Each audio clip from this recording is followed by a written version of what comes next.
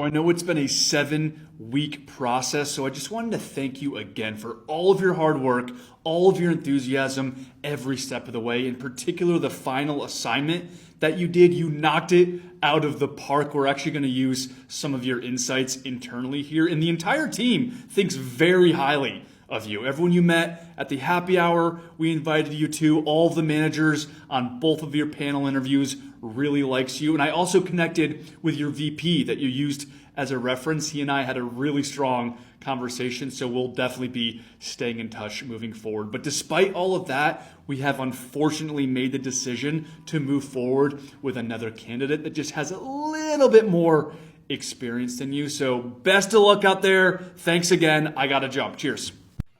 I'm Seth. This is Acquired Salary, the best living through career mastery.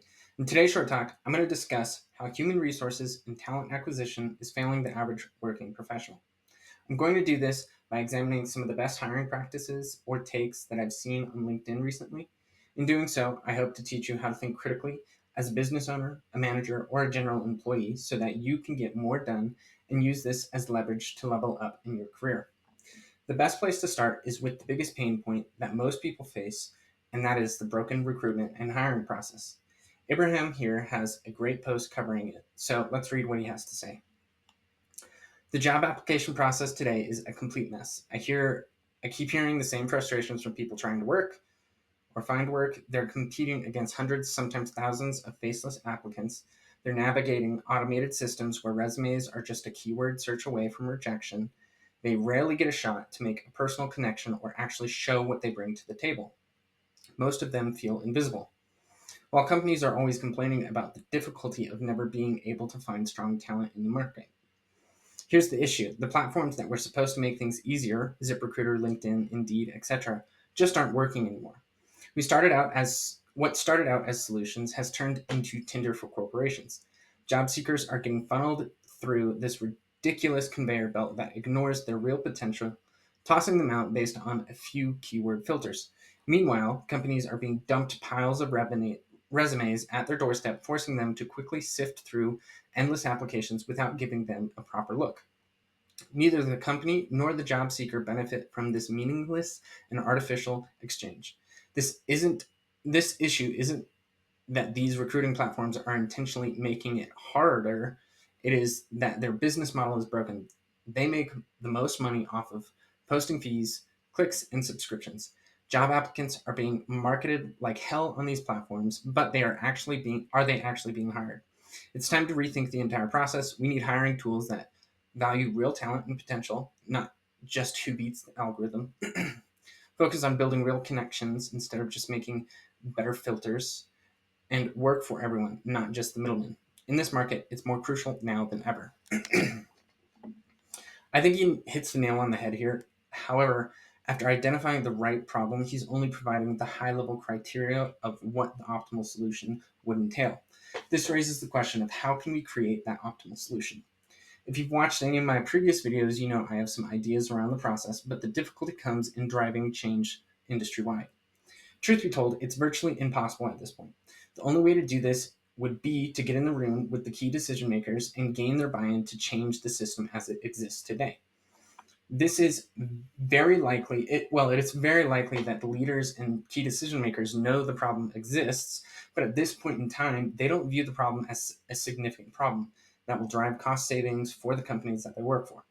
This is where we can take a look at Hannah's post to bring in some data to quantify how big of a problem it is. So let's see what she has to say about how big the problem is. Poor leadership is costing American companies $630 billion per year. Yeah, that's right, billions. Cost in productivity losses, recruiting, and other hiring costs. Poor leadership is the number one reason people quit their jobs and want to become their own bosses. It's mind blowing how this is still so ignored out there. Why do we keep accepting poor leadership in our workplaces? It's a great question because $630 billion is a lot. And again, I think she's hitting the nail on the head that it is a leadership problem. And integrating Abraham's post, we can see specifically a HR and talent acquisition leadership problem. The stats show that recruiting and hiring costs are incredibly high.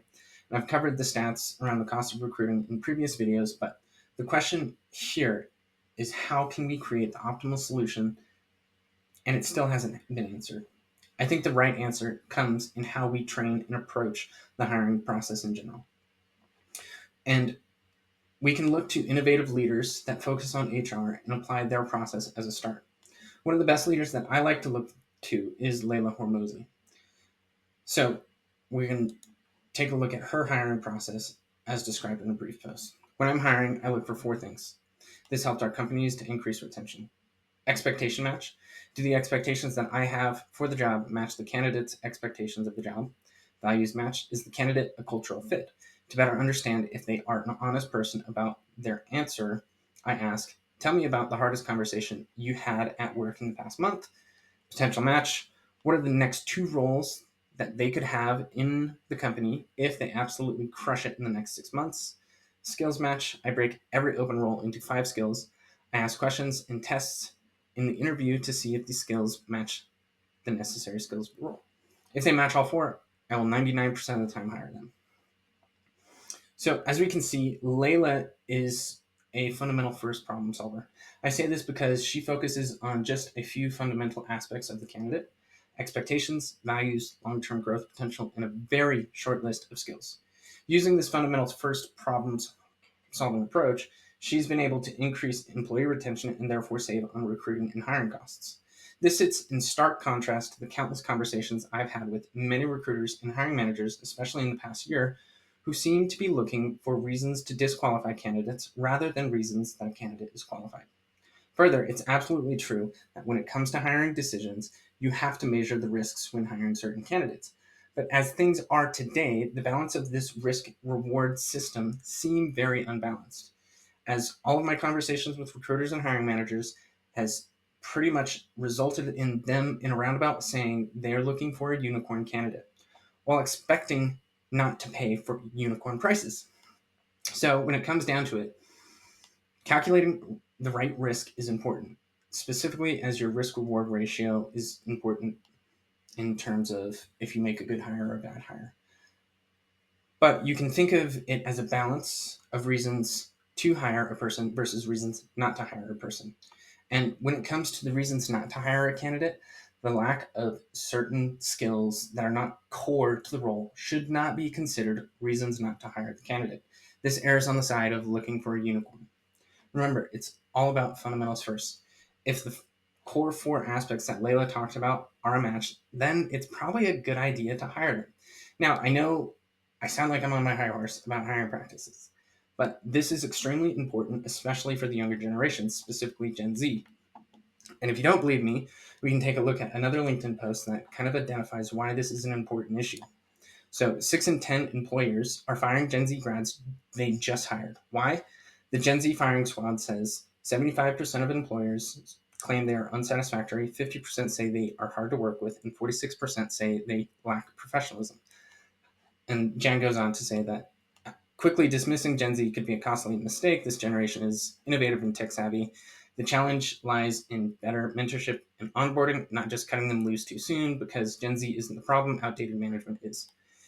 Managers, it's time to level up, ditch the because I said so dinosaur mentality, adapt your onboarding, embrace reverse mentoring, provide real mentorship, not just coffee runs, lead with empathy, not authority. Are you evolving with your workforce or fossilizing in your corner office? The future isn't about controlling Gen Z, it's about co-creating with them. So let's build bridges, not barriers. So obviously, when it comes to the younger generations, there are many different variables that could contribute to why Gen Z is unsatisfactory, hard to work with, and unprofessional. But again, complaining about the problem is just that, complaining. Taking lessons from Jocko Willink as a leader, you can find much more success in life if you take ownership of your problems. So rather than fire Gen Z and consider all of the generation as bad employees, take some ownership and see what can you change about how you lead the new generation. I'm more than willing to bet that taking responsibility and changing how you lead the younger generation will cause things to start turning around. It is only after you've put in the work to lead in new ways and really worked with the younger generation that it becomes reasonable to fire them for their problems. Even then, don't fall victim to overgeneralizing. There are a lot of ambitious people in Gen Z that are more than willing to step up to the plate. They simply need to be given a chance. And I've had this conversation very recently in terms of onboarding and hiring a new employee. We need to make sure that we're taking as much responsibility in providing them with an adequate training system before we go off and fire them, because they're not going to be given a fair chance if they don't have the proper training. Overall, what do you think? Please share your thoughts and comments in the comment section below. And if you've made it this far into the video, you may as well like the episode and subscribe to this channel so you don't miss out on future videos to help you master your career. Until next time, thank you.